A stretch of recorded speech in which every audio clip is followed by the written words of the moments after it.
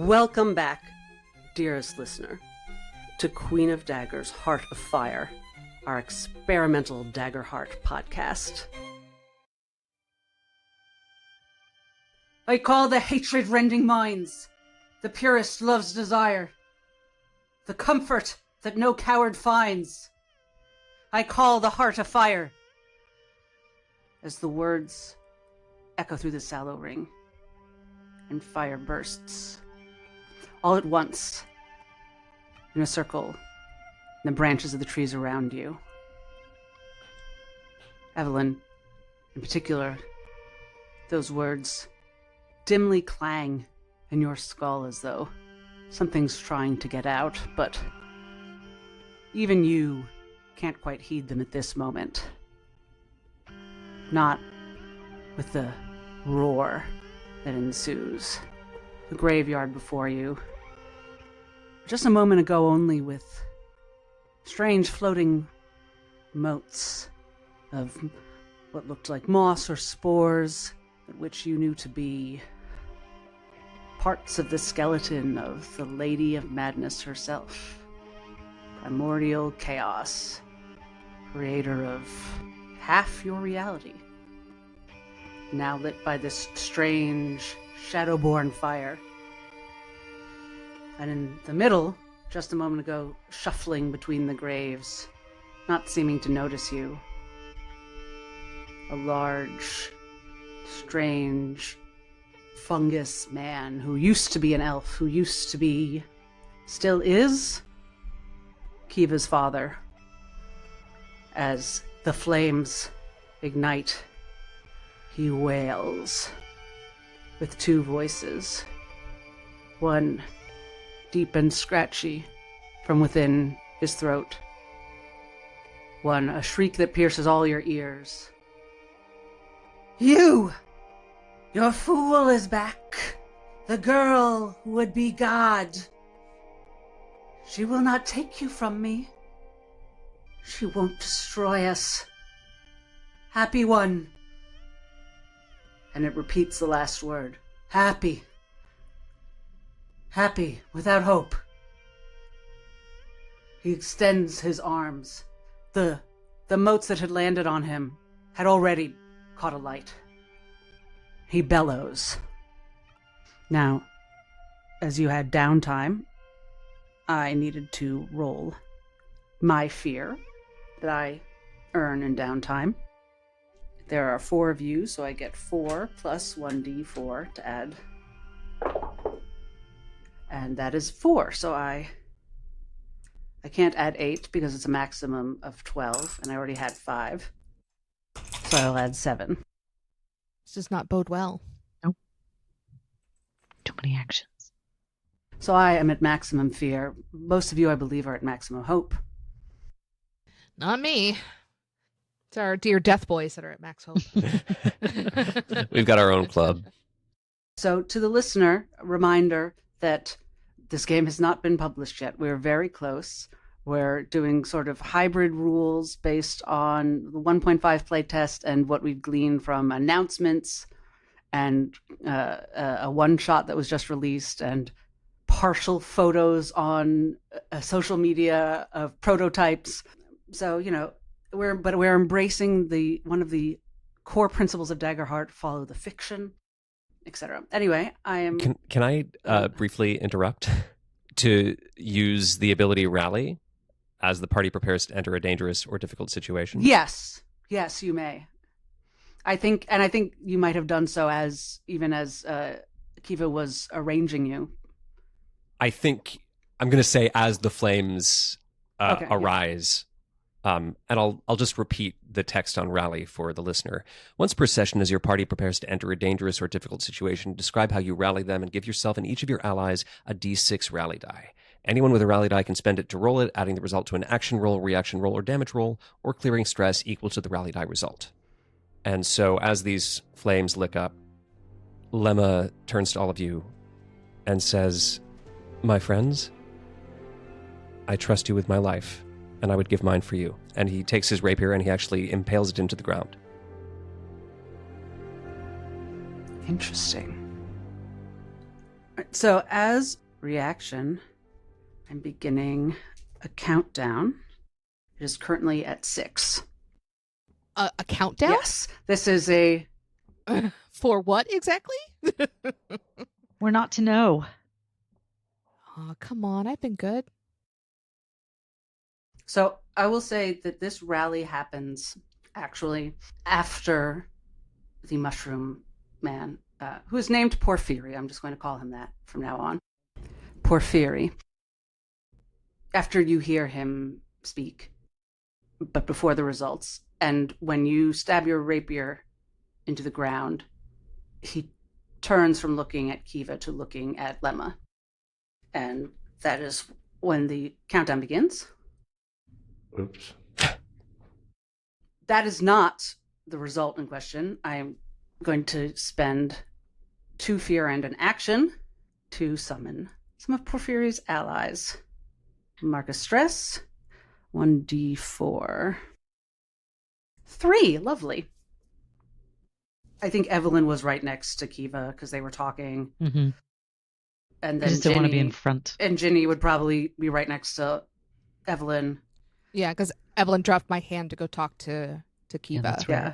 So And then I'm just going to say then OrLeon, then Lemma, unless you object.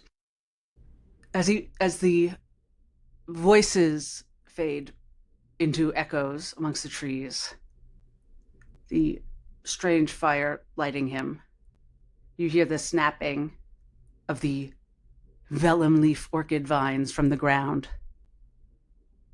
OrLeon and Evelyn, I think, it would strike them even this moment that the sound of the snapping is unusual. It's almost, there's a resistance to it. Like a tug, there was a tug of war going on. This isn't a druid who controls vines. These vines don't care for this mushroom. They're unwilling participants. Yes. Unwilling allies. That's the thought. Well, he rips them up and does something with them, but the thought does strike you both. They're unwilling participants, which later it might occur to you.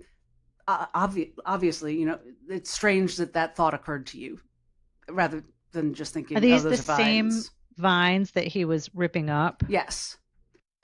Whose leaves Or just trying to tell a story, and he's all like, no, and ripping them all They're up? possessed. Like the vines are being possessed in some way or controlled. Pulled out of the ground. Great question. Now they are unwilling to be snapped out of the ground and turned into tangled, thorny brambles that are about to attack you. One forms near Kiva and Evelyn, and one forms in front of OrLeon and Ginny.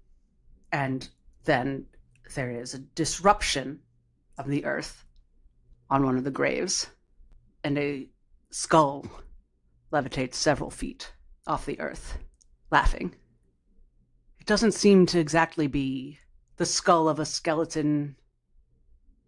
It's drawing from the power of this area, of this sallow ring. As it laughs, the fiery motes exhale. Would anyone like to do anything? Evelyn would like to step back from the encroaching vines, if there is room to do so. yeah, and I think I would just instinctively step in between the encroaching vines and Evelyn. Okay, I think I need to use nature's tongue Interesting. to speak the language of the hidden natural world. When I want to speak to plants and animals around me, make it instinct roll.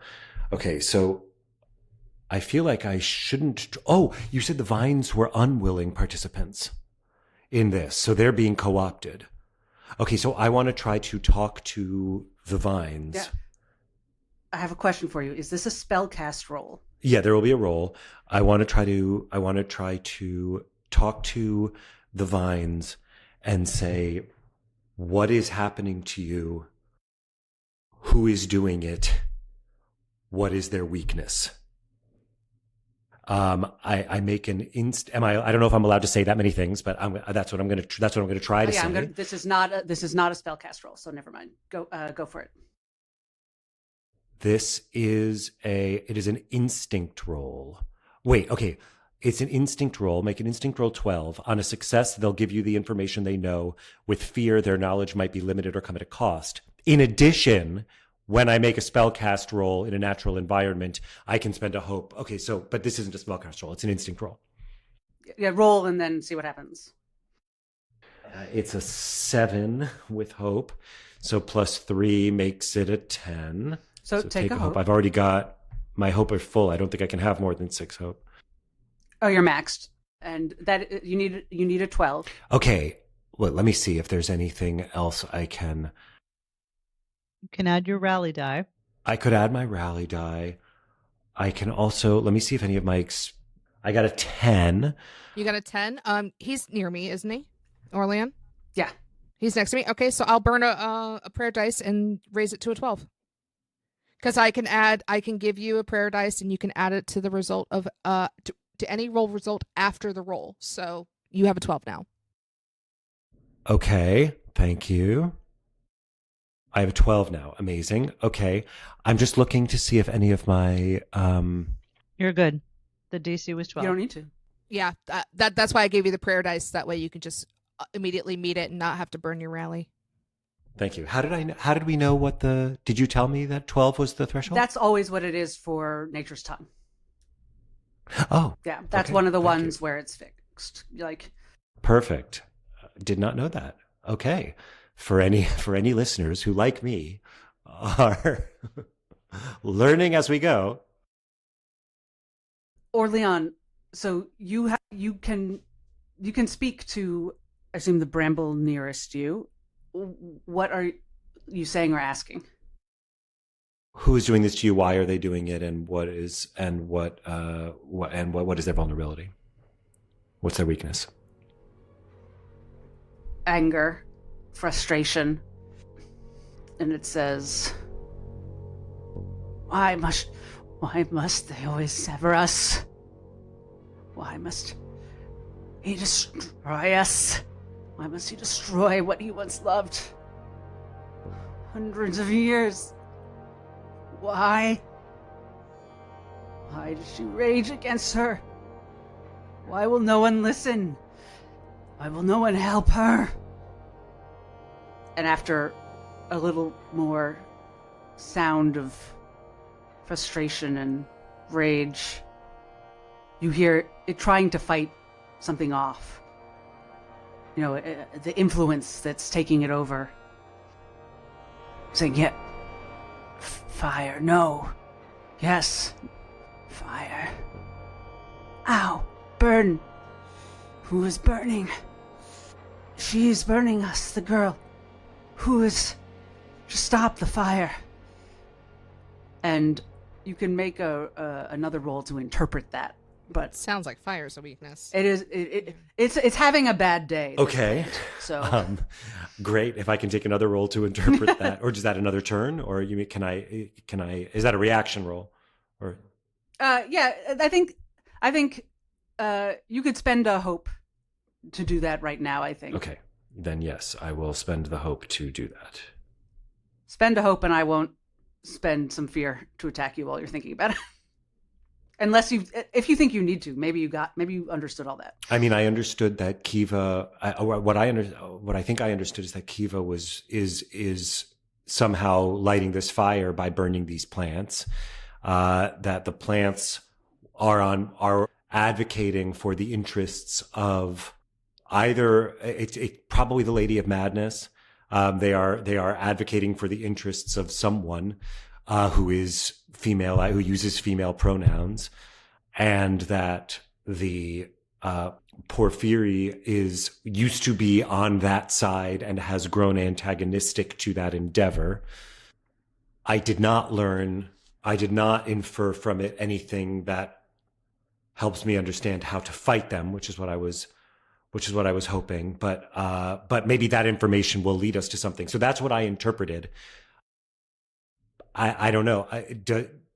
I'm happy to make a roll to interpret more, to understand more if there's more. Yeah. Yeah, make a roll to get a little more than that. So that would be I guess that would be an instinct roll, right? That would be another instinct roll. Sounds good. Yeah, instinct or knowledge. So I'll roll out of instinct. Also, because I think what I know about nature is what I have acquired on my own, not what I've been taught. Yeah. I rolled a 22. Okay. So plus 3 is a 25. Was it fear or hope? Hope. I'll take that. Nicely hope back. Why do I tell you to roll? Yeah, you caught this plant in a very confusing moment for it.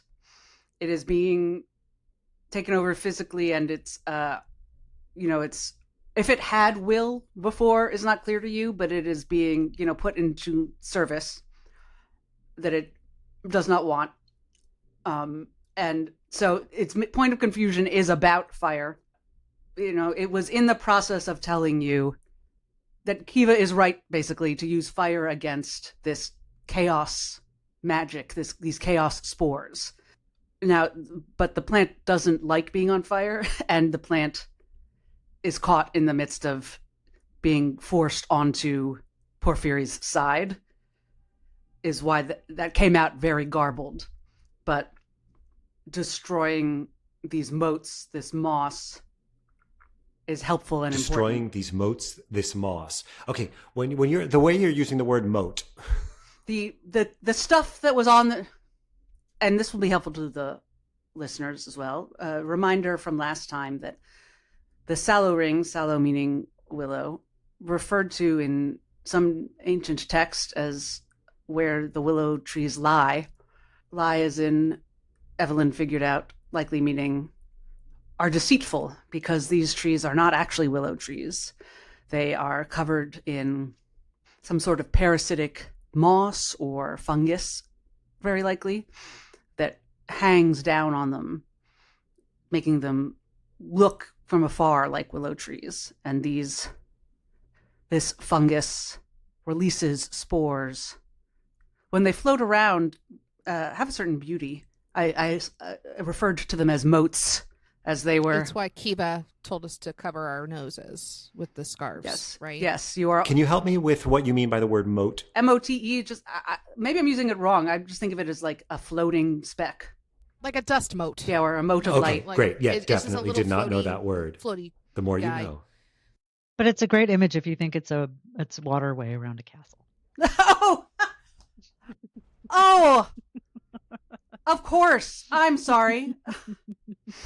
That didn't even... So, all right, with that in mind, what you just did was break down who's on what side in terms of the physical objects that we are seeing in nature. Can you do that one more time? And can I say that I am, as OrLeon, relating what insights I'm having, so that others are hearing this without me having to repeat it? Yes, as a reminder, what you saw before, Kiva, though actually I think it's probably true to how you experienced things as characters. A lot happened very quickly. In this circle of trees that already obscured the rest of the world once you were inside it, with these And these are old trees that are covered gravestones. by a fungus that's hanging down, right? Do we know what the trees? Yes. So and then we know the trees are not. Think of it willow, as but like there Spanish are hanging moss. actual trees that are under attack or that are somehow surrounded Yes. by this apparently parasitic moss. Okay. Yes.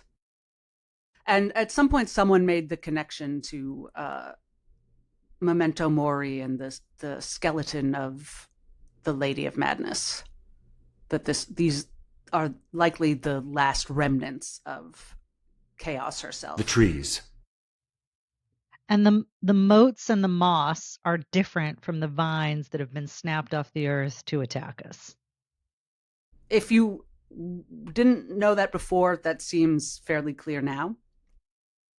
But it's the motes and the moss that made Porphyry the way he is. Yes, and you know from Kiva that being here too long drove this to him you. mad.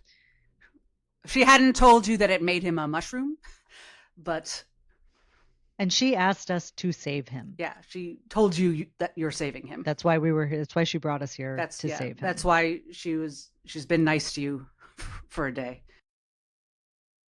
Tell me if this is correct from what you've said, from what I'm allowed to interpret based on my roles, is that we've got Motes and Moss who are on the side of Porphyry. Now, Porphyry has changed sides. We understand that he used to be on her side. Now he is on, let's call it its side, right? Which is Motes and Moss. So there's Motes, Moss. I'll tell you, he's on the Lady of Madness's side. Like the Lady of Madness has clearly possessed him. Okay. The Lady of Madness has possessed him. So that's one side. These are chaos spores. Chaos. And on the other side is the vellum-leafed orchids in their natural state, right? Which are trying to get a message across, which is now being hampered. And I'm going to make the assumption that probably the trees that are being attacked by the Motes and Moss are also on that side. So there's sort of a natural side, and we don't know whose side that is, but we know that side uses female pronouns. I will say that as far as you know so far, the trees might just... Yeah, we don't know anything about the trees. That was David inferring. The trees don't seem special at the moment. Things that house But they are moss. being... Right. Yeah, the vines seem special. The blue drapes are just blue drapes.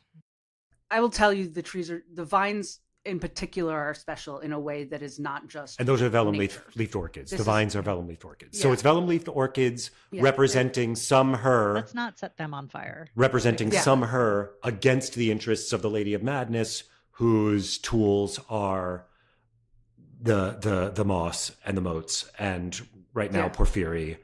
And they are fighting for control over the vellum-leafed orchids. Okay.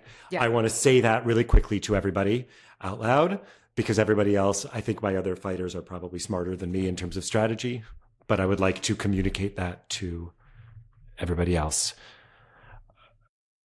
Great. Thank you. I also apologize for probably overcomplicating things at this point. I hadn't meant to get into so much about the vines at this moment. It might make things cooler. But you're the asshole who had to talk to the plants, so that's what you get. I hadn't expected you to do that, and that's really cool. Can I ask, are a druid in the group? Yeah. Are the Motes or the Moss targetable with a ranged attack? Sure. Evelyn is going to use her greatstaff on the closest clump of moss that she can. Let me look something up. DM ruling. If Lemma sees Evelyn about to do that and has a cool idea, how cool does the idea have to be for me to retcon just sneaking in an action before she does that? Can you use it to aid me? Yeah. Then you don't need to retcon it. You can just do it. Okay. I mean, I think so. I think that's how aiding works. No, I'm probably just gonna... I might just say no, but let me look at a thing. But it could be a spell. We want to see a spell. No, let Lemma do something. He finally wants to do something that isn't swinging his rapier at something. I just might take back my... These are my vines now. You guys can't have them. Do you need to be next to her? Is it physical or is it range? You know what I mean? Can you... I need to be close to her, not very close or melee. And I also stepped back. You need to spend a hope and a stress. Dope. You spend a hope and take a stress. I'm into it. So I would have to spend a hope anyway. And I'm not promising either of you that this is going to work. That's why it's the first round. I'd have to spend... I have to spend an additional hope? Yeah, it's a stress to get there, a hope for the timing. Great. And then you get to spend the normal resources to do whatever it is you want. Okay, so I'll spend a hope, take a stress. Lemma sees Evelyn about to act, sees the kind of intention coil up her arm, and his new openness to who and what he is impels him closer to her and also softens his gaze. His eyes lose focus and he sees the web of story behind each being in this place, and he sees many possibilities threading out from Evelyn's staff. And he rewrites very slightly so that all of them are equally possible. He uses Paralela. Spend a hope to cast the spell on yourself or one ally close to you. The next time that creature makes an attack, they can split the damage between any targets in range that the attack roll succeeds against. Okay. Okay. Just so you know, the range of the great staff is very far. Yeah, so you can split this damage in any way you want between any number of targets, basically in vision. Yeah. It's really cool. I mean, I have to hit it first. Roll your attack, Evelyn, and roll it with advantage. With advantage. That is a 22 with fear. So take your fear. Is it a spellcast roll? No, it's an attack. Okay. Oh, I'm sorry. It's a knowledge roll, but I added that in. Yeah. But not a spellcast. My great staff. No, it's not a spellcast roll. Because my great staff is powerful. And I'm sorry, what was the total? 22 with fear. Before we do damage, Lemma, what does it look like? Who is aware of you doing this? I think Evelyn is aware, because to Evelyn it feels as though multiple realities are happening simultaneously. And there's an eerie sensation of being split. Like I've attacked all enemies in range at once. Yes. You enter a kind of Schrodinger space for an instant in which all realities are equally true. And do you think she knows that this is your doing? Does she hear you, or is there a Lemma-ness to this? I think there is. I don't think there's a voice or words, but there's, in the kind of editing of the story that's about to happen, there's a spirit of, let me get that for you, that she might recognize. Something happens to the book in your pocket, but you won't have a chance to find out what just now. So, damage, please. Because the great staff is a powerful weapon, I get to roll 1 extra damage die and drop the lowest from the 3 that I'm rolling, which is good because one of them's a 1. So that's an 8. I guess the question is how many targets can I see? So there's 4 vines, and there's Porphyry, and there's a skull. I'm just naming all the creatures on the battlefield right now that I know of. At the moment, there are 2 designating them brambles. 2 brambles. The skull and Porphyry. I thought you were The skull and attacking Porphyry. the... I am attacking the moss. Yeah. So how many, I guess, instances of this moss are in range? Because I'd like to. I mean, I'm playing the long game here of I don't want to hurt Porphyry because Kiva wants us to free him, which to me seems like maybe he can be saved. I don't want to hurt the vines, who I know are unwilling allies to this. And I don't know what the fuck the skull is, and it might be like the Lady of Madness, and maybe I don't want to spend, the rest of my life just right here in this spot before she incinerates me. So I want to get as many of the big chunks of moss as I think I can hurt. And what I might just find out that magic doesn't hurt this at all. It's only fire, but it's to me worth trying this. And what we're dealing with mechanically is a horde. Oh wow, like a swarm. Yeah. So a horde. This is purely technical talk. So listener, if you don't care, don't worry about it. But it means when it's something, an enemy does comprise a lot of individuals, but just you treat it as, you've got one card, one entity. It's it takes one turn. It's got one set of hit points. Yeah, but wherever it is. But I mark how small, like it gets smaller as you do damage to it, basically. Great. Then it doesn't really matter where these what comes out of the great stuff. So If that's all I you're mean, targeting, you could choose to target it and something else, I don't want to waste Lemma's really, really cool thing that he just did, but I also don't want to hit anything else on the field except this moss. Right. So, I mean, I can do 1 point of damage to 8 instances of this moss. It's all the same thing, whether I do 8 to 1 or. This is actually a 1 to really 8. interesting rules question, because Yeah.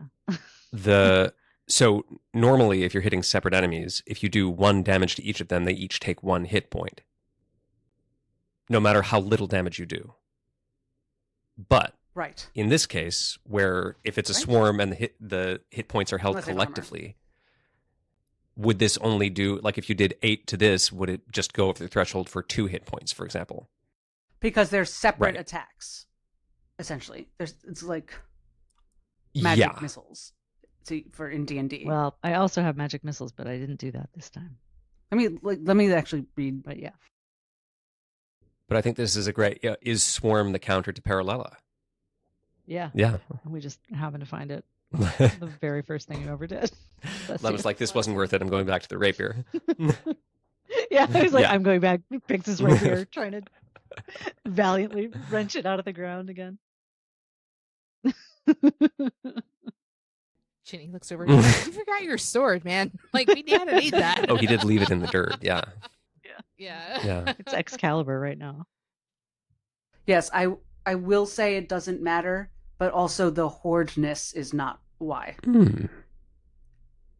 That also has a high major threshold. If that makes you feel better.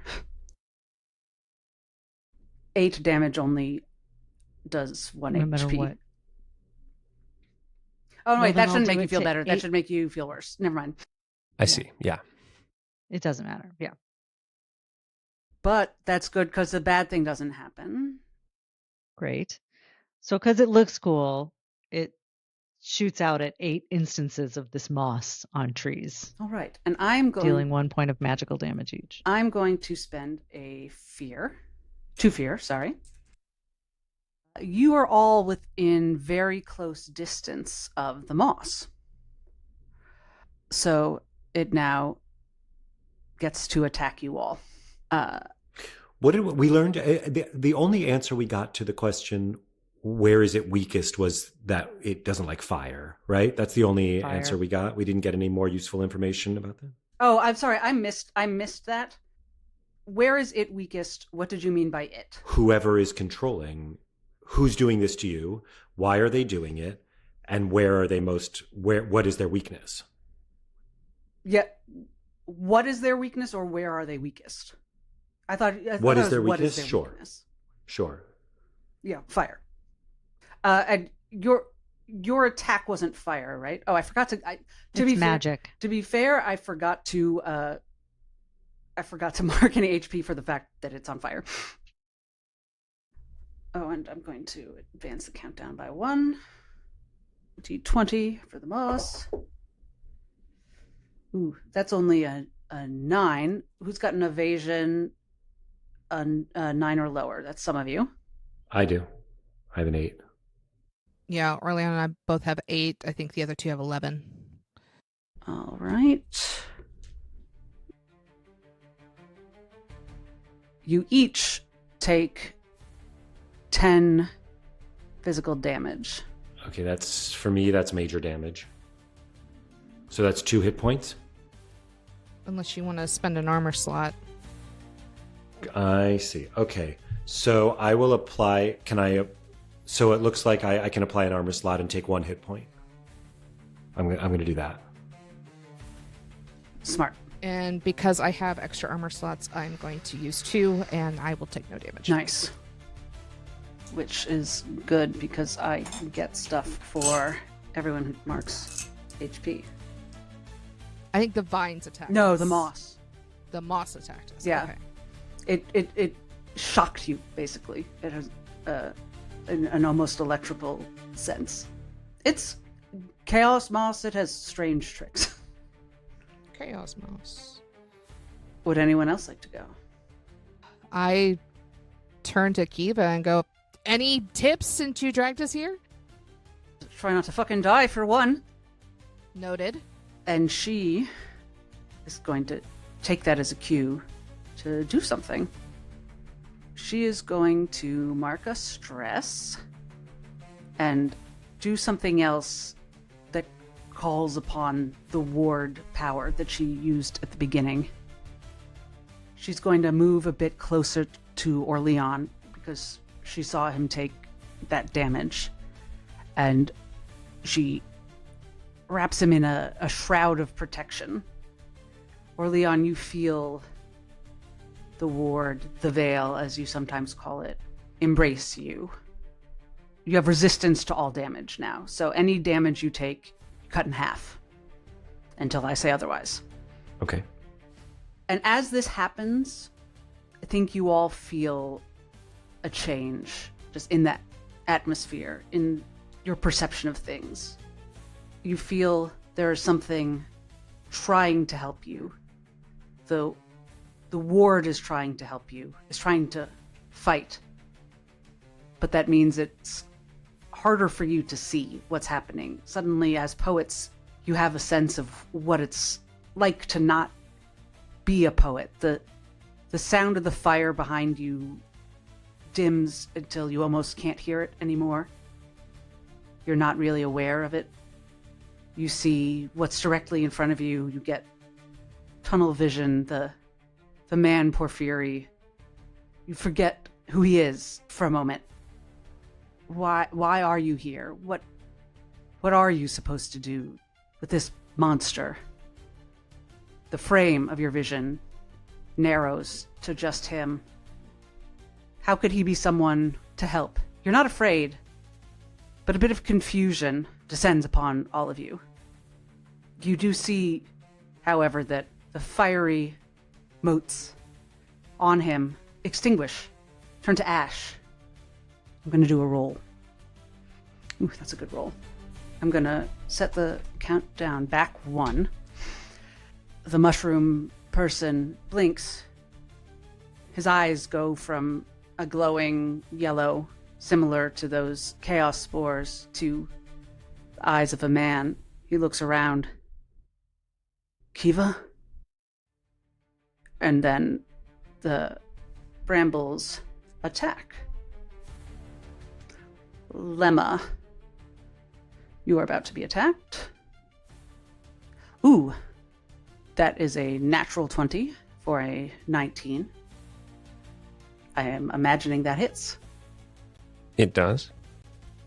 How close is Lemma to me?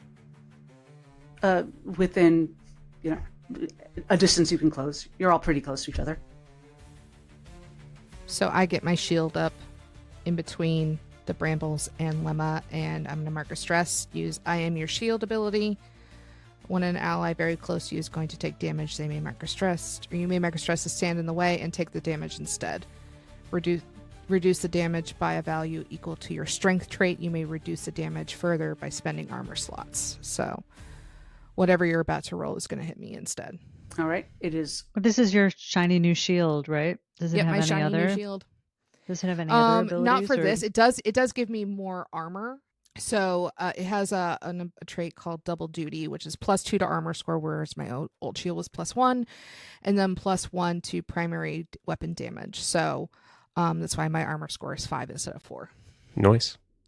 But I get to reduce whatever Asteria is about to roll by 3 anyway. So It's actually not a roll. It's a flat 4. all right, so it reduces by 3. I'm not going to spend the armor slot. I'll just take the 1 hit. Oh, you take it, all right? Yep. And seeing this, Lemma's about to get clocked, and a fawn just leaps in from out of frame. Ginny, we go between like, we want to protect Lemma, but we also want to shake Lemma super bad. Like, just what is wrong with you? Well, to do that, you have to keep him alive. So Yep. If anyone's going to smack you in the back of the head, it's going to be me. seeing all this, the floating skull stops laughing and screams. It will mark a stress and attack all of you. So that's fun. Okay, I should have chosen. Maybe we're gonna have to. I feel like we're gonna have to go for the skull. Yeah. Ooh. Yeah, I'm. And it rolled a 12. All right. Well, I think you're gonna hit all of us. Is that all of you? Yep. The highest evasion is 11. I did not quickly memorize everyone's sheets. What are you talking about? No, that's something I should know. And that's 11 magic damage. So OrLeon halves that to 6. I'm gonna use another armor slot, so I only take 1 HP. Ooh, I rolled the wrong damage. I'm sorry, guys. I rolled an overly low damage amount. It's actually 15 damage. So 8 for OrLeon. I can use 2 to take only 2 hit points. As opposed to... Three. I would do Yeah. that, right? Yeah, I would reduce it if you can. But I just lost a third Yeah. of my hit points, so Evelyn buckles. All right, I'm gonna spend 2 armor slots and reduce it to 1 because now I'm at half of my hit points and basically half of my armor slots in this opening gambit of these stupid Yeah. vines. But that was the skull, right? That was the skull. I forgot the other countdown I was supposed to be doing. So I have something that I can use. I have regeneration. I can use an action to spend 3 hope to clear 1d4 worth of hit points on a creature I'm touching. So if somebody gets close, I feel like I shouldn't use it until someone has 4 hit. Well, I don't know, maybe not. And I also have a healing move I can still use if it comes down to it. Evelyn's healing is out of combat only. Yeah, mine doesn't say I have to be in or out of combat. It's just I have to use an action. Yeah, likewise, I have to use an action to touch someone. So there's an attack I want to make that may be more critical, but just so we know, if someone is in the next round, I can heal someone up to a 1d4. I also have equipped a minor health potion, but I'm trying to find the rules on what kind of action it is to use it. I'm going to burn my other 2 prayer dice to reduce my incoming damage down to 12, using 1 armor slot that reduces it down to 7, which means I only take 1 hit point damage, which is what I was trying to do before, but I only get to spend 1 armor slot. I have a way to refresh prayer dice if I need to. So that's what I'm going to do. So I'm still at half health, but I have a little bit more armor to help me. This has hurt us very badly, very quickly. Yep. Yes, very, very concerned, and there is something I want to do once Asteria is done beating the shit out of us. Yeah, I got something I want to do too. Likewise. And just I ended up using 1 armor slot to reduce to major from severe, so I've taken 2 hit points. I also have a health potion in my Ultimately. bag. Yeah, I've got one too. I can't figure out looked at how that works yet. Yeah. I mean, it works immediately. I'm just like, is it an action to use it? Yeah. I'd say you could mark a stress to use it and it Just not be an action. Smash it like directly that. on your face. Okay, well, that's something to keep in mind. That's right. Hey, I mean, I'm a goat. I can Like, hit anything with my head. Use it as part of an action, like Pour it over in my addition to an action. Asteria, are you done with your move? Because there is something I'd like to do. Go for it. Okay. We've taken a lot of damage. A lot of things have come at us already, and I've got the Shield of Mariana on my arm, and remembering my dream, and that she said that heroes would help us. So I close my eyes for a very brief second and take a deep breath, and I look at the skull across the field and lift my shield arm, and I am going to fire a bolt beacon at it. Make a spellcast roll against a target within far range. On success, spend a hope to send a bolt of shimmering light towards them. Treat it like a ranged weapon, dealing 2d8 plus 2 magic damage using your proficiency and making them glow brightly. They become temporarily vulnerable. All right, here's the thing. So it's a spellcast roll. So within the Sallow Ring, for a spellcast roll, you roll 2 fear dice and take the higher result. Oh, shit. Oh, You roll 2 fear dice and take this. So you only get one die it's up to 12? I think it's that you get can't hope, but you get also hope. roll 2 fear dice, so it's like nega advantage. Oh, so you're rolling 3. Rolling 2 fear dice and taking the higher result. For the record, this is not something I homebrewed. It is something I reflavored. And what it says is, when making spellcast rolls, all characters roll 2 fear dice and take the higher result.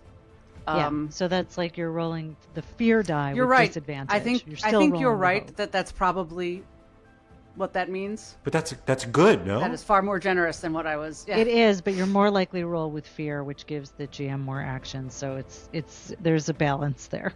I'm glad you guys interpreted this correctly. You're absolutely right. You roll 3 dice, 2 of them fear, but you only use one of the fear dice. So you're more likely to succeed, but more likely to succeed with fear, which means consequences and more GM actions. That's nice. So, I mean, that's a nice, elegant little way of doing things. Yeah. The feature is called Chaos Magic Locus. Of course it is. Yeah, it's like, oh wow, this is perfect for. I can't believe I was going to try to homebrew something, and this is perfectly. It's just sitting right there. Yeah, Nice. it's on fire. It's literally made for me. For listeners, I'm using the Burning Heart of the Wood environment scaled down a tier thanks to fresh cut grass. I'm going to take a picture of how this ended up. So, for context, my regular hope dice is blue, my regular fear dice is a burnt orange color, and then I have this black cat dice. So I don't know if you can see that, but that's a 12, and a 7. So I rolled a critical, and the higher fear dice is a 12. So Does it matter which is higher when you roll a crit? well, even if it was higher. I mean, it's still a crit. So Wait, so I think if it was a Both- 7 and a 7. so the hope die is Yeah. a 12, the hope die is also a 12. and yeah, So, so that's a crit. My That's as crit as it gets. Yeah, that is The literally it's a crittiest. super crit. yeah. You showed me. Yeah. What were you trying to do? I'm gonna happening? hit the The skull. beacon bolt. Okay. Yeah, I'm using a bolt beacon. Yeah. I'm gonna hit it. So on success, spend a hope and send a so remind me if I make a critical success roll that allows me to clear some stuff, right? Yes, you clear a stress, and Hell yeah. you roll extra damage. So tell me about the extra damage. Start with the full value of your damage dice, then make a damage roll plus modifiers as usual. So you get max damage plus a roll. Okay, so max damage plus whatever Yeah. my roll was gonna be. You roll Okay. and you get max, which is pretty Okay, cool. cool. Because my roll is 2d8 plus 2. Wow. So you get 18 plus whatever you roll. And I rolled an 8 on the die plus 2, so 28 damage to this, and it becomes vulnerable, And it's magic. and it's magic. What do you think is the order of those two things? The damage or the vulnerability? The damage. The damage would be So what happens. you can tell that it does not take 28 damage. It does take damage, though. This is cruel to me, Asteria. Yes, I'm... All rolls targeting you have advantage. Oh, right. I forgot that that's what vulnerable Yeah. means here. It's not about damage. But it's a good time to attack. So was it halved? It is. Even then, that's still It's, a lot. it's very good. See, Heroes is helping me. I hope. It was very, very good. I gained back the hope that I spent to do that. And it's vulnerable. I don't have a... And it's shining like a beacon Yeah. at the moment. You see it cough on its spectral chaos breath, and its teeth chatter. Is that Creepy. good? Yeah, it did not enjoy that experience. Well, it's I don't think vulnerable either. now. I don't think you enjoyed anything about. I don't know. I'm not going to tell you how you I've feel. not enjoyed anything about what you've done to us. I have yet to go down that far in HP and armor slots. Well, I hate to make that while it's vulnerable. All right. Can Evelyn make a knowledge roll about this creature, Yes. Which creature? this skull, Yeah, which absolutely. just fucked us up? This is going to use my School of Knowledge. You have advantage on all knowledge rolls to recall information if this roll is about the magical nature of a creature or enchantment. Gain a hope even on a roll with fear. So I'm going to make that roll. I rolled a 10 and a 12, so I got a 25 with fear, but I also rolled my strange patterns die, which is a 10. So I can either gain a hope or clear a stress. I will definitely take a hope, and then I will take a hope for if I make this roll meaningfully. So, but So you did roll with 25. fear. I did roll with fear, but I take a hope anyway. But so I also. You also. I take a fear. Yeah. And Kiva's going to clear a stress because she now has the feature fear is fuel. Nice. So what does a 25 get me about the nature of this skull? You know that it is not a literal skull. You know, it is a manifestation. Mm-hmm. Oh, I'm sorry. Hang on. Mm-hmm. It's actually a 27. I forgot to roll my advantage. Oh, well, that changes everything. Right. In Pathfinder, it would. I'm thinking what the most important thing. Yeah. How do we beat it is kind of what I'm getting at.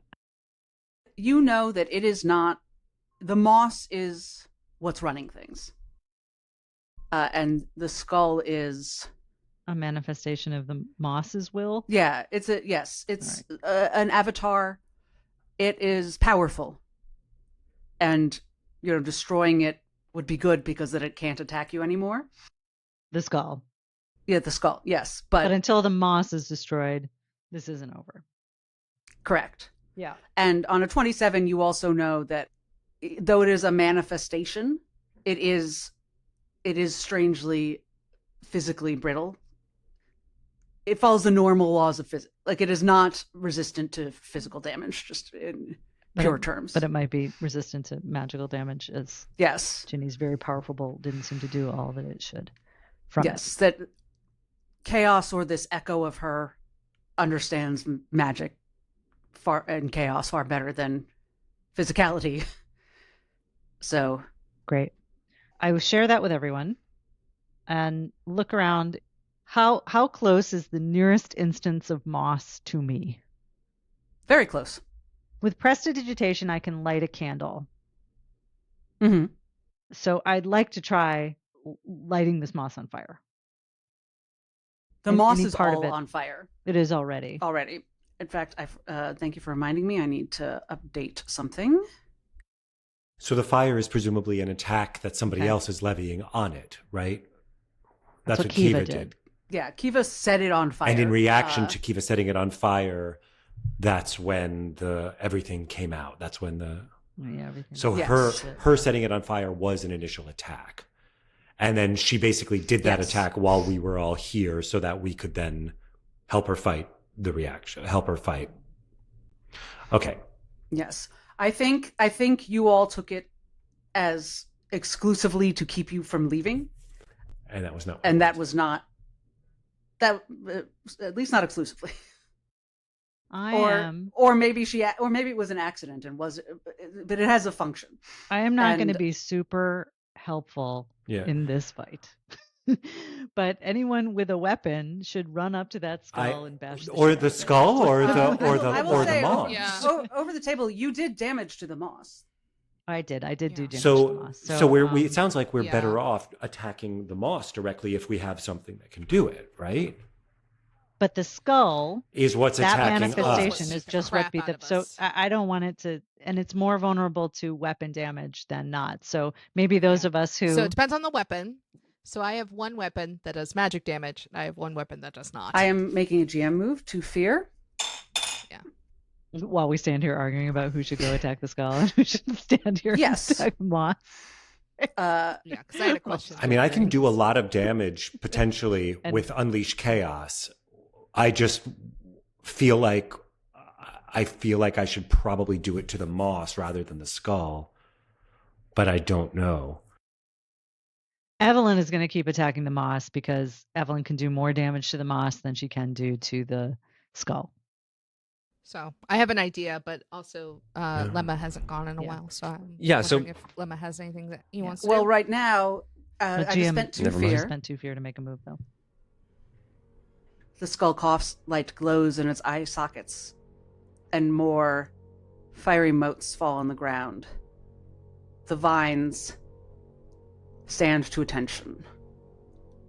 They bristle suddenly with thorns that they did not have a moment ago, He goes. and they lunge towards you all. Please, everyone, make an agility reaction roll. Oh, God. I rolled my strange patterns number, so I would be able to take a hope, except I'm full. So Yeah. In the crit miss one shot, Matt Mercer says it's a reaction roll, so you don't get hope. So we're going with that for now. okay, let's go with that. Yeah. But if I roll with fear, do I get a toke? Do I get the thing that I normally get if I roll with fear? No hope, no fear. Just roll to avoid vines.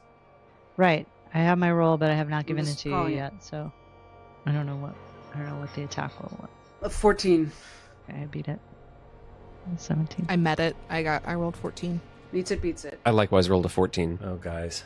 I rolled a 7 with fear, and I have a -1 agility, so I rolled a 6. That's right. You are restrained and vulnerable. Vulnerable means attacks on you have advantage, and restrained means you cannot move, but you can still take actions from your current position. This actually might not. No, you guys weren't moving, We haven't we haven't moved yet. Yes. and so you can try to break free on your turn when you say you want to with a strength or finesse roll, or by damaging the vine. Which we don't want to do. Trying to break free, you might take damage from the thorns. OrLeon, as the thorns wrap around you, sheathed as they are in these pieces of Chaos's bones, what painful memory begins to float to the surface of your mind? And I apologize that this is you specifically after some of the sessions you've had. The painful memory that flashes to mind is the death of our family cat, who, growing up in a family that was surrounded by death and without any strong sense of human connection to those members of my family, my greatest connection to this world was a connection with this creature who dwelt in the space between the human and the wild world, who was a visitor to that and brought me back sense of it. The cat was attacked by a vicious rabid dog, and I saw it and could do nothing to save it. But I took it upon myself to bury it and brought it into the woods and offered it back to nature. That's the memory. And as it surfaces, the ward that's protecting you and asserting itself right now envelops it, dampens the pain. The memory feels distant again, more distant than it's ever felt, actually. And you will have advantage on all of your attempts to free yourself. Who was it who wanted to take a turn? Was it Lemma? And Lemma hasn't gone in a while. And then I have something after Lemma's done. So the skull is off a ways. Yes. The vines are up close. The moss is all around. Yes. And Porphyry's in between. Porphyry's in between. What rough distance is the skull away from us? I'd say on the border of close and far. About 30 feet. Okay. Maybe towards far. Wait, actually, let me see what it's done. No, it moved to within close. It would have to be within close unless it moved back again. So about 30 feet. I want you to tell me if this is allowed. I would like to, again, unfocus my eyes and reach out beyond the range of possibility of my physical body, grip my rapier in strands of possibility, and using magic hand, attack the skull with my rapier. Yes, I'll allow it. You earlier today identified moments of brilliant need, unique rearrangement of the world. You're not sure you'd be able to do this whenever you wanted to. But yes, right now. I mean, how could you be sure? You didn't know you could do this a second ago. Right, this is... I think Lemma is sort of instinctively reacting to the need that he perceives. But yes, spend a hope to do it. Incredible. Fair's fair, Lemma. But absolutely. Perfect. So I do that. And I think normally I would be able to use my small dagger at the same time, but obviously I only have one magic hand, so no dice. 12 with fear. Do you have a rally? I do have a rally Do die. you want to use that? Might want to use it. It's vulnerable. Make that a You 17. have advantage on the attack. Oh, I have advantage. Okay. Good call. So I roll another hope die. No, advantage is a d6. Additional d6 in this. Oh, okay. Okay, so I'll just take the rally die yeah. that I rolled, so that's now a That 17. hits.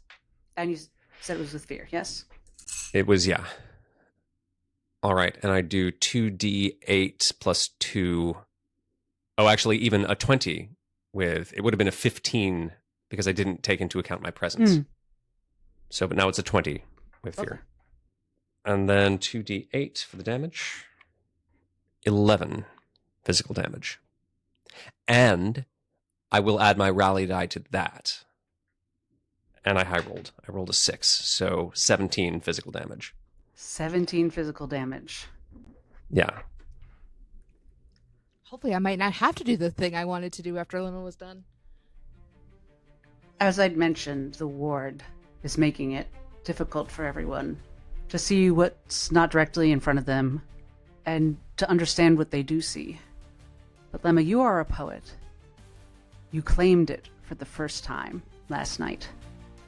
So do what a poet does. Describe what happens so that we see it as you destroy this skull. There is, I think, in the quality of Lemma's poetry, there is a quality of what is written being revised. And so in witnessing it, there's a sensation of, not of wrongness, but of kind of jamais vu, of being suddenly in a new reality. You all see Lemma sort of shut his eyes to a sliver, and a tiny spasm flicks along his wrist. And then there is this incredibly brief flash of motion. Not of an object flying across space, but of a kind of flicker of fire across the clearing. A kind of black fire on white fire that, in a burst of lightning, goes from the hilt of the rapier to the skull. And then it's done. The rapier is back where it was, and the skull has been impaled. There is a hole through it. Evelyn looks at Lemma like, what the fuck? The skull thunks to the ground.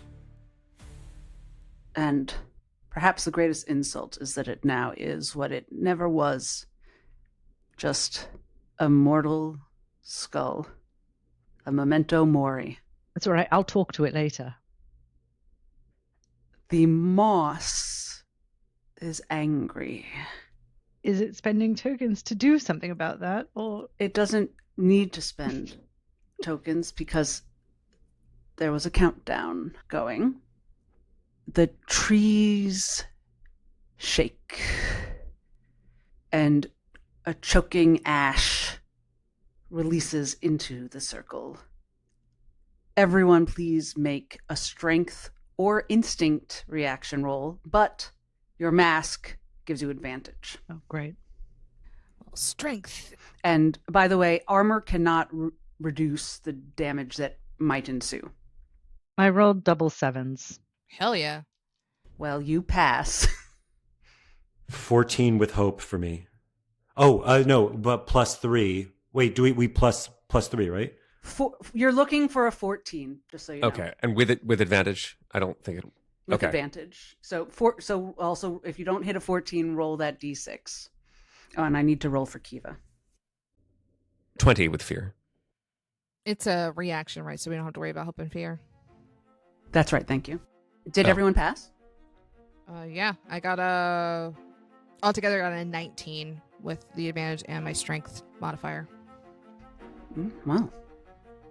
Kiva winks at you all and adjusts her mask and says, "Fucking trees, so dramatic." And she's going to move in and try to access her father. But, fear, the ash has settled back on him, and he is going So to his moment of clarity is over. take a swipe at her. Can I? No, I probably can't do this. Oh, he misses, though. Tell me more. I'm trying to think if there is a way. I have sort of two thoughts. One would be to see. Let me know what you guys think.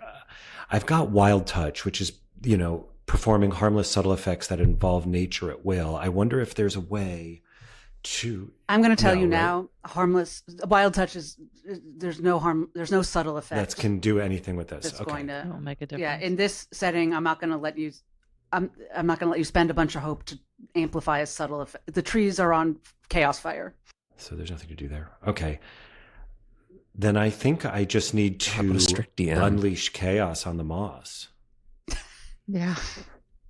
It is Fight chaos. chaos fire with chaos fire. Love it.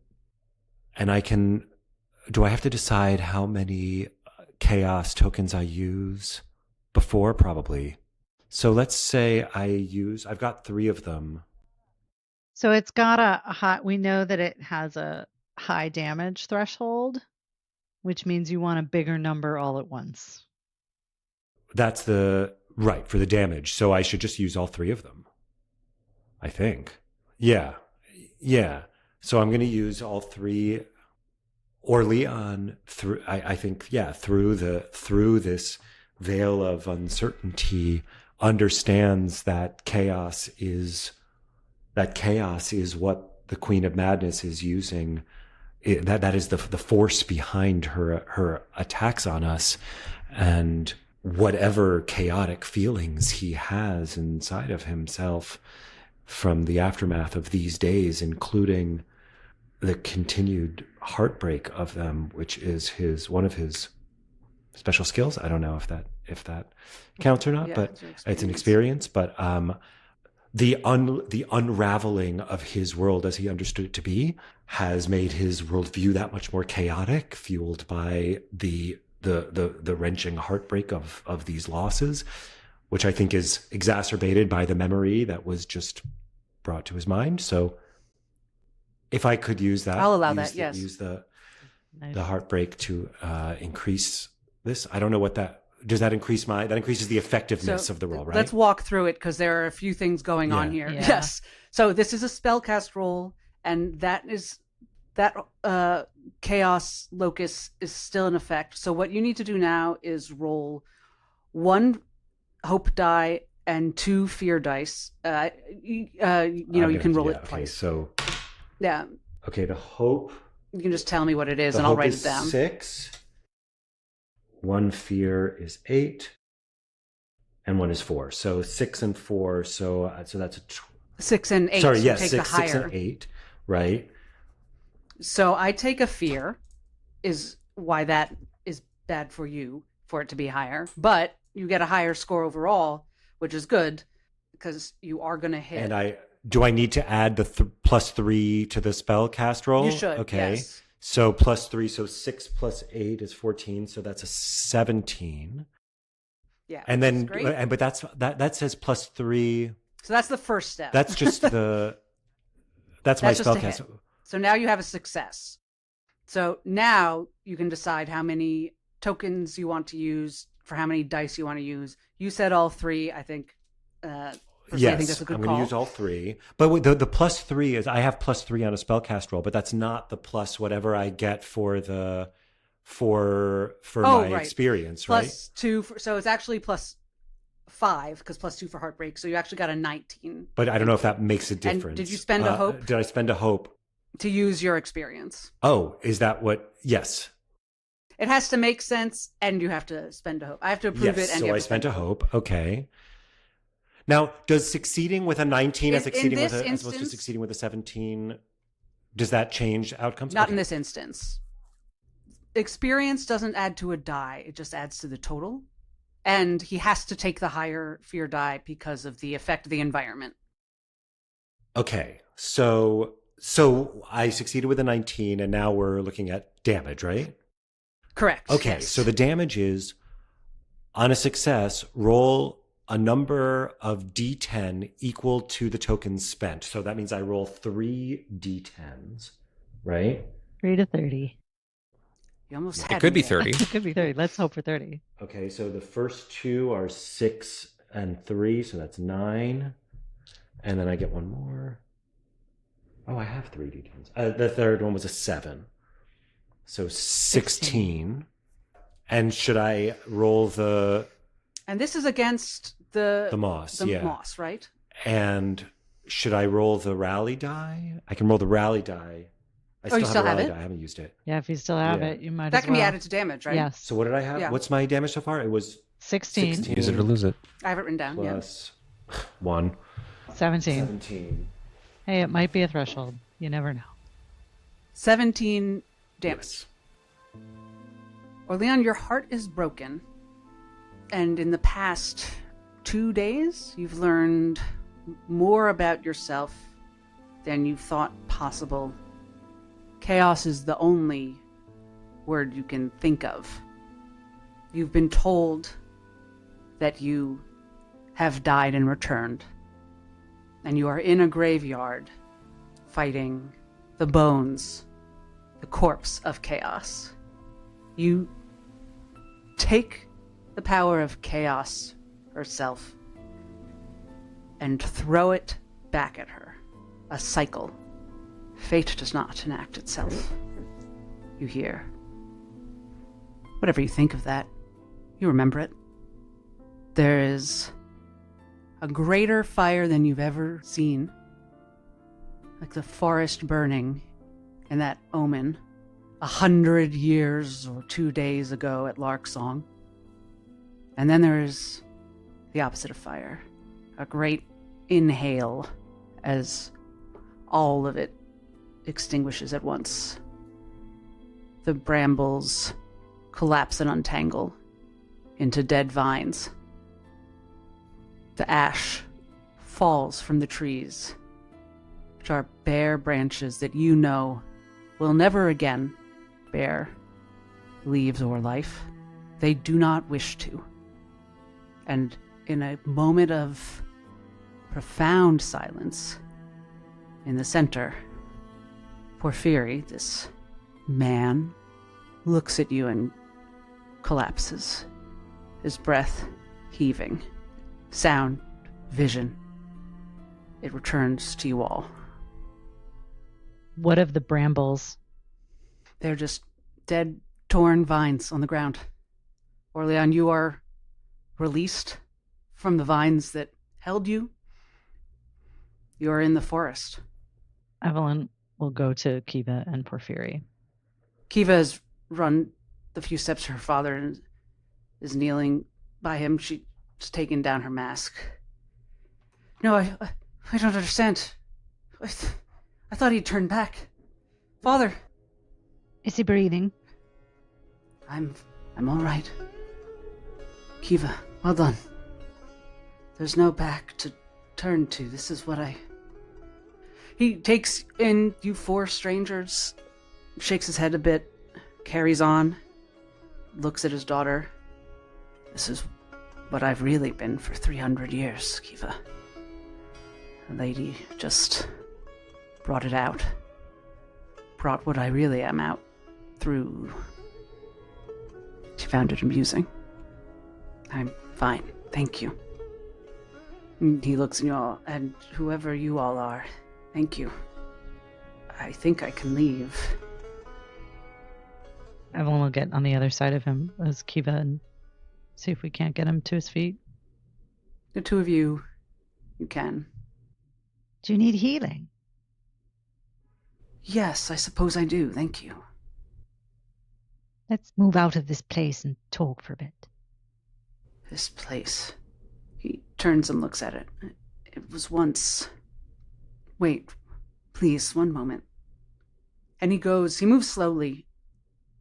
He can walk normally. His legs are thick, but there's a grace to his movements. He's very tired. He kneels at the vines nearest the tombstones. Vines that are still uninjured, growing. He watches a leaf bloom, unfold. He speaks softly to them, those who are listening here, an apology. Thank you for your company all these years. I'm sorry it ended this way. I don't think I should come back here. I think others will come. And another leaf sprouts and unfolds, and he looks at it and plucks it and pockets it in his rags.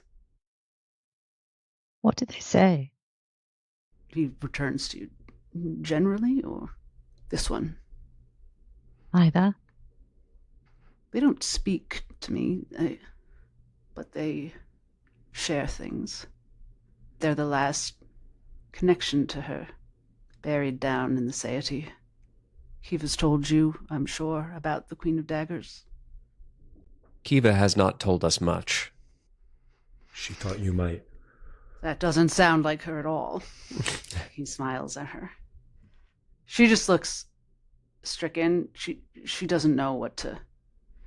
Yeah. She looks very anxious. She doesn't know what to do if this is a victory. So it is the Queen of Daggers and not the Lady of Madness who speaks through these vellum orchids. Very good. Yes, this is where they killed each other eons ago. Oh, we didn't know that, right? Evelyn did. Or I should say where one of them died and one of them was buried. I don't know if died is the right word. So she is buried here, the Queen of Daggers. Yes. In her own library. And I died here 300 years ago trying to dig her back up. Why were you trying to free her? Why wouldn't I? Oh, no. No. Sorry, hubris is why. It cost me everything I had, not except my life, I suppose. Come, let's... How long? I don't know how long it's been, Kiva. Is the camp still near? I'd like to see if I still enjoy eating food instead of absorbing decayed matter through my feet. It's not actually through my feet. I eat it, through my mouth. I'd love to hear more about it. I can help you feel better. I'm going to let Kiva take you while I linger just a moment. Kiva, it's all right. You did brilliantly. Well, I don't know if it was worth using the words for me, but I'm very impressed you could control them that way. She says it was worth it. Come on. Let's go, all right? Let's get you home before it's all the way dark. Evelyn is going to hang back and take that skull with the hole in it. Anything else before we're back at camp? Yeah, I think there's plenty. I think there's other information we can probably get. Evelyn takes it. I would like to... Can I consider the moss a corpse?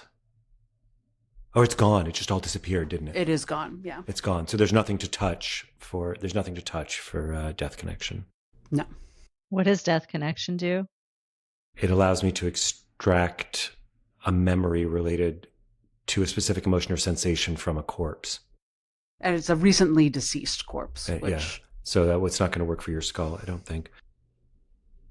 And it wouldn't. The moss is an edge case, but it's been a corpse for a long, long time.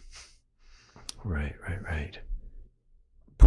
Perhaps would it be worth using nature's tongue maybe to speak to the orchids? They don't have the messages aren't like written on them, right? You guys should take a look. Yeah. Can we look at them? Yeah, let's look at the orchids. Yeah, can we read them? As you all take a look at the orchids, the leaves are very much like paper. You could write on them. You could probably make a pamphlet out of them. In fact, I'm not going to make you roll. Not after recent events. I don't see any reason to. Evelyn and Lemma. Do you both investigate the leaves? For sure. Yeah, if you touch a leaf, you immediately think of those pages in great works of a great realm. You think, were those pages made of this? Even if you didn't touch it directly, which, I mean, Evelyn might not have, put her fingers on a library. Yeah, but not without a glove. Just even visually, and the heft, it's very possible that at least some of those pages were vellum leaves. What's on them differs, and it's very striking. This is a miracle plant of Lacuna. As you approach them, they seem green. The leaves seem green, and as they unfurl, some of them look like pages from a book. They don't look like leaves with things written or drawn on them. See, some of them there seems like a page from a dictionary, and one of them seems like a scientific diagram. And Evelyn is never leaving here. Carmela, yes. Do I see on these plants or on the ground around them any like seed pods or? Yes, I think if you look, then yes, you would absolutely find some. Okay. Yeah. Yeah, I find some and I scoop them up, study them for a quick moment, and then I drop them into a pouch that I'm carrying. And just to be clear, this is a plant you would have all heard of. Mm-hmm. That's the reason I just gave you the name. Though I don't know whether or not you would have seen it in real life. I would not in have. person. Yeah, this is not something. I don't think Rose and Horns bend. Yeah, maybe there's like a small clipping at Larksong or something, and then you would have seen, an example or a drawing or something. But yeah, David. I would like to use nature's tongue to speak to them and to ask them if they have a message for us. Great. I won't make you roll again because you already made contact with the bramble under very difficult circumstances. These would, yes, you may speak to the vellum leaf orchid. So I want to ask them if they have a message for us or something they'd like to tell us. The second question is, how should we read your pages? So you address one of the plants, The plant says, "Oh, hello. You're like he used to be, too. Like I used to be? The man. Porphyry, but not fear. Ha! Do you have a sound that means you?" The plant's just asking your name. In this world, I go by OrLeon. Then you hear a bit of a rustling echo.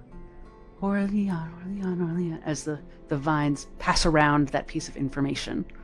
OrLeon. OrLeon. And the plant you're talking to, a leaf sprouts and unfurls, and your name is written on it in a very neat script, like in a library card. What's it called? A card catalog. Card catalog, yes. It has cataloged your name.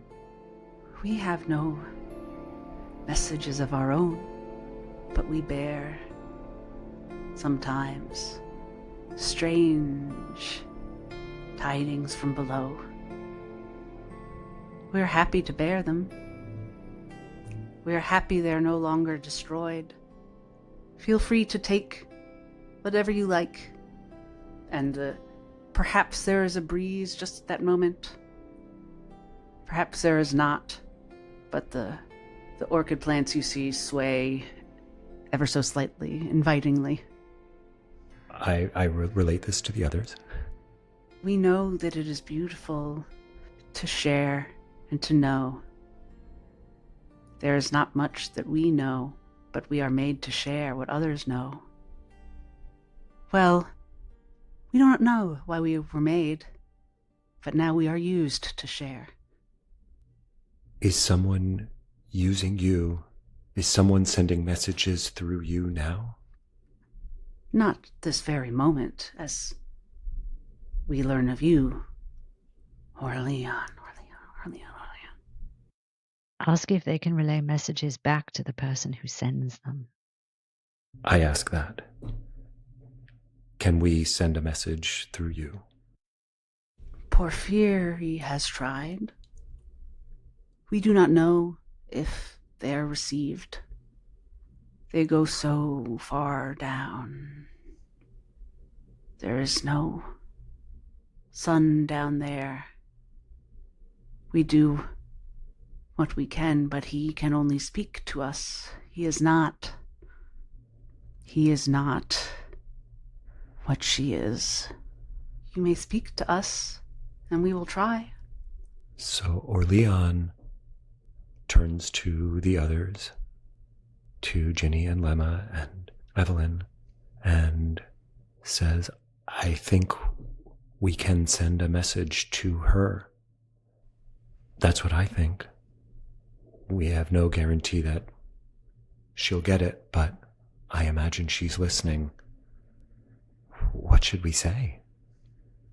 Evelyn, she seems to be your queen, for lack of a better way of putting it. Ask her how we may free her. I hold the leaf that has my name on it. I touch it. I hold it in my hand. If you can deliver a message, deliver this from us. How may we free you?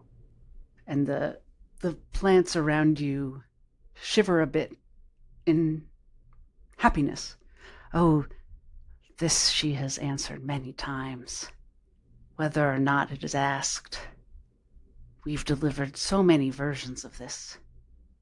Porphyry has collected these answers so many times.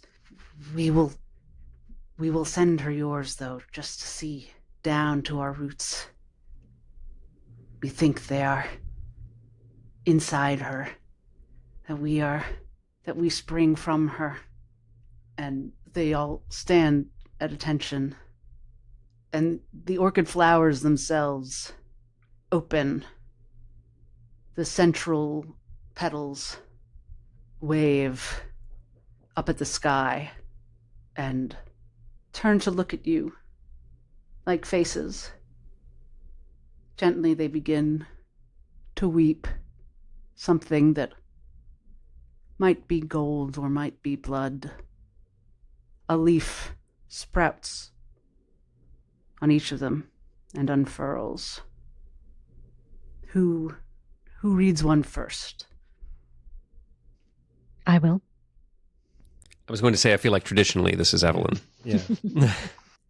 Evelyn, for you, you are keenly aware that a few days ago you might not have been able to recognize these words.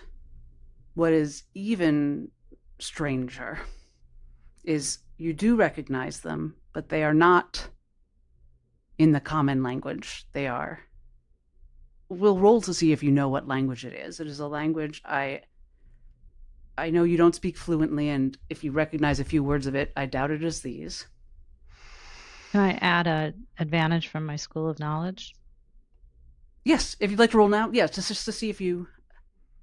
Double tens and a natural and a 6 on my advantage, so critical. It is in Ferris. It is the language, the traditional language of the Inferis, which I would be very surprised if Evelyn was fluent in.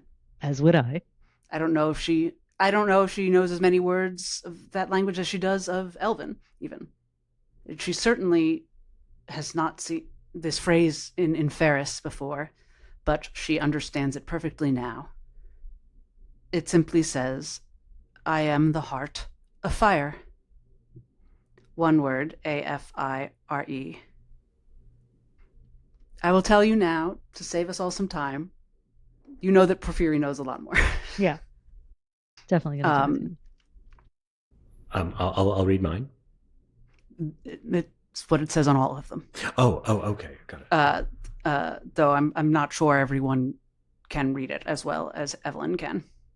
I want to send one more message. All right. Maybe everyone can help me with the language. What I want to ask is, what will become of our world if we free you? I'm a little scared to ask that, but I to set ourselves up in that kind of power dynamic with her. But it seems like a useful question. I want to put that to the group. Consequence going to be? Well, my main hesitation here is honestly the communication rules in this moment, because to be perfectly open, I meant like the question you happen to ask her is something that she has said. They already knew the answer. She is not generally able to just have conversations. Yeah, no, and I didn't imagine. I just want to put that question, in a way, I'm just putting that question to her in the hopes that should an opportunity arise for her to communicate to us, she will communicate the answer to that question. I'm thinking of what might happen. So it's not, she's not answering because she doesn't want you to know the answer. It's just the flowers aren't going to print you out a 5-year plan. Right. This is not Google.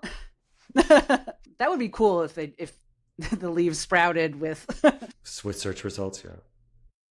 All right. Here's what happens. The flowers sag a bit towards each other, and leaves start blooming at different times, not in unison as before. And OrLeon, you start to hear different voices at once. The plants are saying different things at once. And it takes you a second to realize they're reciting what's coming up on the leaves. They're each blossoming some sort of text and reciting theirs. As you variously, I assume, look at these texts, which are in normal writing, most of them in, I suppose, in Lacunan, common Lacunan. You don't see any relations. They seem to be most of them seem to be from just books. None that you recognize. And then eventually all the leaves fall and the stalks are still. Evelyn will collect those fallen leaves. And the stalks are still there. They seem healthy, but spent. Big day. They have had a big day. Big day for little plants. So I just want to say thank you and rest well to them. Their heads bow in thanks, very slightly. And they lay back down against the graves, delicately. Please, you hear. Please come help. Is it Kiva? It is. I'll jog toward her voice. Yeah, we follow. Porphyry's staggered to his knees. He can't walk on his own. They've gone. She's looking at you all very uncertainly. I know I don't deserve to ask your help after all this, but please, will you help me get him back to camp? Of course. I throw his arm over my shoulder and then I pick him up from under where I believe his knees are and I hoist him up. Oh, Ginny, thank you, Genevieve. Mm-hmm. Thank you, Ginny. you can help him more, And I just look at you very confused. like you did with me this morning and the other day in the cart. Remember? She means with your poetry. I haven't done that in years. You did it this morning. And I stop and I look down at Porphyry and I close my eyes and I try and reach for that warmth that I reached for to heal my cousin, and I find it deep in my chest and I use sparing touch to try and give him some healing. So I don't know if he's like hanging on by like a hit point, but I can clear either 2 stress or 2 hit points. Stress is that he's He's very stressed. It'll be okay, but he's exhausted. Yeah, to ease whatever exhaustion he has. He's not been living as a person the past few months. Right. So Evelyn tucks her skull into her pocket or whatever and all the pages and walks alongside them as we head back to camp. And we'll spend a few minutes talking to him about actually for this part I just need to focus on him, and I'll spend 2 hope and clear another stress as we walk back to camp. And Kiva nods briefly, awkwardly, in gratitude to you both. And as you walk, she happens to wind up some paces ahead of you, as she did on the outward journey. I whisper to Evelyn, "Did you know that I could do that?" Yes, I did. You showed me. I haven't tried to do something like that in a long time.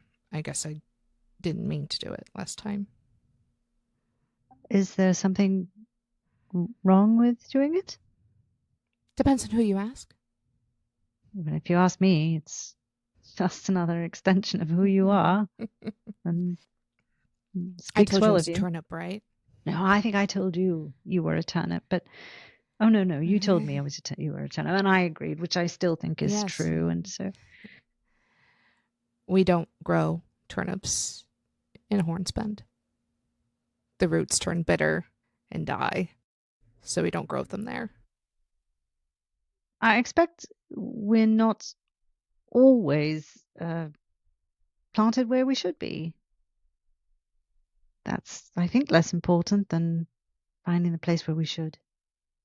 I don't know if Lemma is in earshot for this. He could be. Say something dry and Lemma hears you talking and very seriously says, "However you got here, Ginny, I'm glad fate made you turnip with us." And he walks away. if Evelyn had the slightest crush on Lemma at all, it's gone.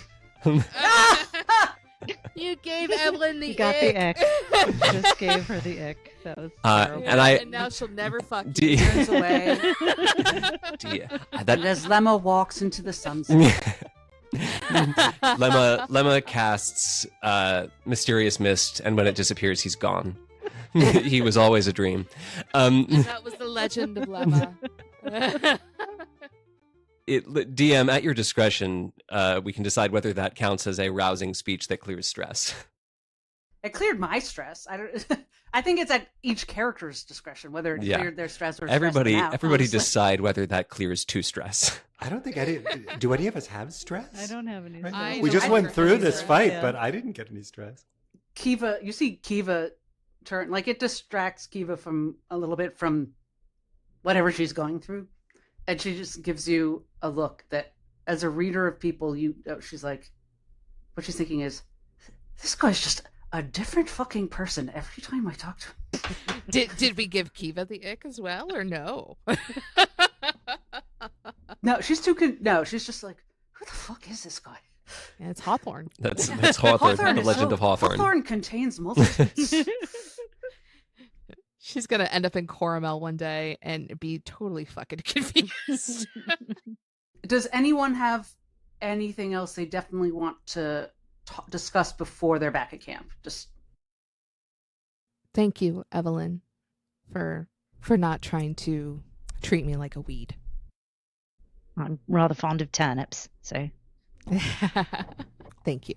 And I just keep walking forward very carefully with this very frail insect mushroom man. who is probably In my arms. listening to us like, yeah. these girls are weird. No, Porphyria We're says, weird. He's the mushroom guy. We're the turnip if you girls. don't mind my weighing in, no, Death boys and turnip girls. you probably don't want to hear me extend your weed metaphor. Never mind. After Evelyn is done clearing whatever she clears from either one hit point or one stress from Porphyry, she's going to hang back and trail and think about what to do with this skull. And send a telepathic message to the Lord of Iron. Oh, all right. Is there anything you can think about the skull? Are you asking me to engage with your, like, do you want me to do anything about your thinking about the skull? Yes, if there is something to do. Like, are you interacting with the skull? I'm studying it. I'm trying to figure out if it's just like a mundane skull that got yanked from a grave to be used as an avatar in this fight, or if I'm literally holding the Queen of Daggers or Madness's skull in my hand. What do you say to the Lord of Iron? Do you know what just happened? How could I not? She was very important to me. Once. And is she gone? She already was, but This thing that lingered, is it gone? I believe so. I believe her influence is gone. I doubt that chaos was eradicated from the land, especially with her daughter and now mine.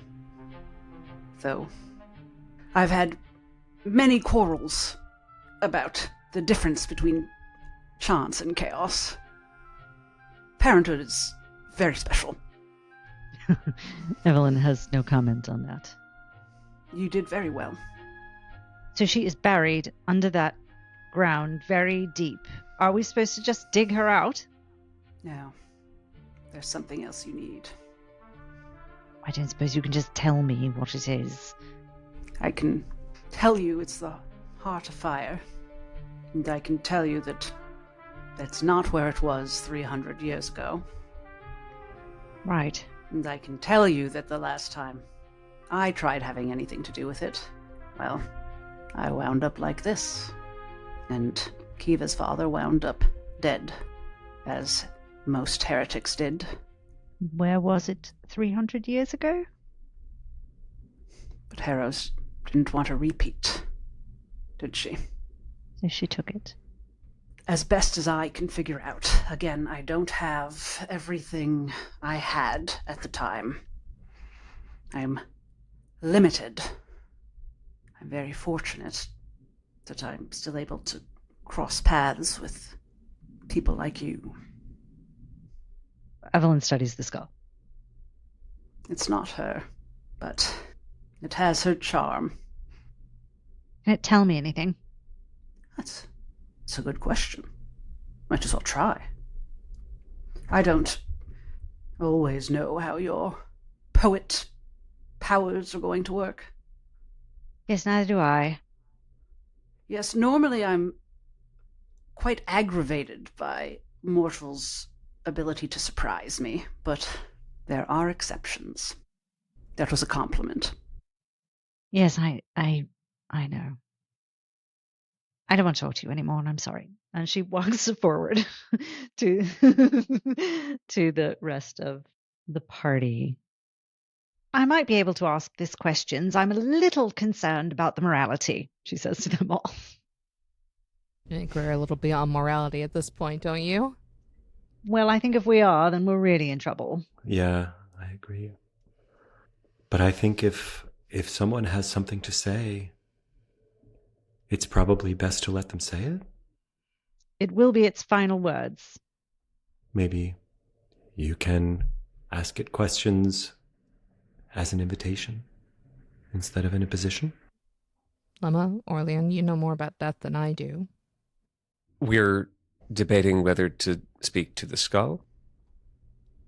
So, just to be clear, this is a different ability than OrLeon and Lemma have. Yes. Yes. You can infuse a corpse with a moment of life. It will answer a certain number of questions depending on whether you roll with hope or fear. And Once it's over, or if I fail, it crumbles to dust. It's basically speak to dead. Mm-hmm. could you make, Evelyn, Yes. an instinct or knowledge roll? What kind of knowledge roll would it be? Is it to recall information? Well, I mean, that's what I think of knowledge as.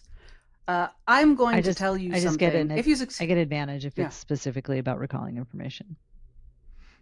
No, it's not about recalling. It's about figuring something out. Yeah. Oh, worst roll I've ever had. That is a 6 with fear. Yeah. The skull explodes. Yeah, she drops it, steps on it. Make an agility check. Yeah, then I don't know. then I don't help you figure something Yeah. out. That would make you feel better. Yes. I mean, out of character, we believe that this skull is... It was buried in the Sallow Ring for 300, for however many years. It might know something about something. Okay. But It seems to be the skull that was animated in order to create this creature, though it is not the Lady of Madness's skull. I thought you were treating it as the Lady of Madness avatar. I think you made clear that it wasn't that. Yeah, I think the Lord of Iron just told me it's not him. So Lemma actually does have a take on this. Yeah, I thought that you might. Yeah. So Lemma says, we can't possibly know the wishes of whoever this was. I believe that to honor those who have passed, what matters is not that their bodies survive, but that their stories are passed on. So I think that's a That's a yes. Yeah. I'm glad I wasted that shitty roll on that. Failing whatever knowledge thing that was. Yeah, especially since I was going to tell you something that did not apply because I misunderstood what you were doing. Just a side note. The person we rescued is Kiva's dad? Yes. Why did he say that Kiva's dad was dead? I think death functions died. differently in this word. Kiva's dad himself said that he was dead, that he died 300 years ago. Right. And was resurrected. I see. Yeah, Okay, so I will clarify this because I meant it to be legible. Here's what happened. see what happened was. Yeah. Porphyry was one of the original heretics of hope, got killed for it in the Sallow Ring, which I don't know if I said. Someone brought him back. It hasn't been mentioned how that happened. And went around continuing to be an elf, the way OrLeon continues to be a human, and Soren, etc. Everything seemed fine. Then he spent too much time in the corrupted Sallow Ring, inhaling chaos dust, got possessed and / corrupted by the Lady of Madness, and she made his resurrected status manifest in a physical, outwardly physical form. Right. Decay. And so turned him into a fungus person. Great. So that was the Jim Henson part of the...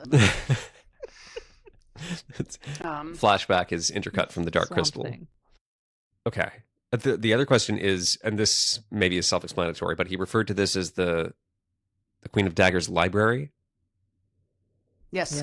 Yeah. The Seity, Seity, a word I adore and have been itching to use. Which presumably has something to do with knowing. Knowledge and knowing. Right? Yes. A quality peculiar to oneself. Selfhood, individuality. Thank you. Ginny, was it? Yes, Ginny. Appreciated. Thank you. Wow. I don't know how they're going to react to me. Wow. They're certainly not going to recognize me. If anything, you can stand behind me and I'll take care of it. Again, appreciated. And Kiva shoots back a concerned look. She's deep in thought, but she smiles to her father. You know, it's still another maybe 10 minutes to walk, but you're getting close. The timing's perfect. The sun is starting to set. You know, you're not going to be out there in the dark. And as you approach OrLeon, you hear a familiar voice in your mind. OrLeon, you're close. Yes, where are you? It is Cosmene. Are you with the others? Are you at the camp? I'm with Soren's here, and a lot of other people. Yes, it's a camp. You should be careful. You might not like it. Everything's fine. Soren's not happy we're here. I can tell. He's not happy. Who's we? And as you ask, and you're around the corner, you hear before you see. Rejoice, Shadowjacks, for the Crossroad Court has returned. No more shall you cower. Who seeks glory? And as the trees thin, you see the Queen of Bones, flanked by a few individuals. You don't recognize most of them. You recognize two. No, sorry, you recognize three. One of them is, of course, Cosmene/Winona, who is looking around, likely for you, since she has sensed you. The other two you recognize are Ambrose and Doreni, the combat primers from the Condries. You are now properly seeing the Queen of Bones in the flesh. Lemma, when you met the Queen of Rain face to face, there was something very clearly elven about her. Not exactly that she was an elf, because she was Fortune, the Queen of Rain. She was otherworldly more than an elf. But now that you see in person Glory, the Queen of Bones, it occurs to you that elves were made inspired by rain, because giants were made inspired by Glory. Your primer, Lapidus, is something like 7 or 8 feet tall, and Glory she feels infinitely tall. She's probably only a little bit taller than Lapidus, but her presence is enormous. Her skin, stone-like. It is white gray, but almost marbled. Her jet black hair, long, across her face. And though she's far away, you all see now what you hadn't noticed from the depictions before their face turned upwards, which is that she once had 3 eyes. Something happened to one of them. She has 1 eye on her forehead, 1 eye on her left side of her face, your right, and where the other eye should have been, her right, your left. It's eerie because the lid is still there. They blink in unison. It's only when she looks that you see where the eye should be there is... Is it what the ward is made of? Or is the ward made of something that you cannot perceive? And so is this. You don't know. When she blinks, that eye leaks tears of blood that fall to the ground as rubies. She bears the two swords, Ruin and Miracle, that Evelyn, at least, was told about, and you see the gaping wounds in her chest, where they used to be lodged, ruby crystalled over. The various figures around her, who are with her, you're probably not focusing on right now. The Shadow Jacks look shocked, look stunned. For the most part, don't know what to make of this, but are not looking convinced. The person who shoulders his way forward is Jacob, the stealthy man who attacked you on the road, whose partner Mariah Soren killed. We don't recognize royalty here, with all respect. We've not rejected the queens because of who they are, but what they are. Her head turns slowly towards him. She says, "Then come take your chances." And she takes a battle stance. Jacob looks stricken. He was likely expecting to just be smited down, but he also knows he is not going to win a fight against who or whatever this is. Lemma, you feel a tug at your sleeve, and Lorelei is standing beside you. This is not going to end well. Soren is gathering his horses, the horses you brought. He said to meet him on the road. He wants you to leave with him. I didn't know if you would. And then she notices Kiva. Kiva. And then she notices Porphyry and falls silent. And Kiva looks at you all and says, Go be safe. I'm not going to abandon them, obviously. Take my father. And before any of you can do anything, there is an ear-splitting crack of thunder. Lightning illuminates the sky. The entire camp is lit up in iridescent light as, down like a comet, the Queen of Rain in crystalline armor lands, her face etched in fury. Dare come back here after what you've done. You think I won't send you straight back? Glory grins. Oh, my love, it would be an honor to be murdered by you again. But I don't think it'll be that easy this time.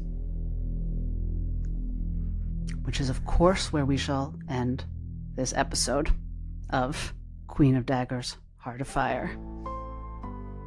Thank you for listening to Queen of Daggers, Heart of Fire, a production of Hagdeal Gaming. If you like what we're doing here, come say hi on Blue Sky or TikTok at Hagdeal Gaming. Leave us a review. We'd love to know what you think. And remember, as a wise person once said, Learning as we go.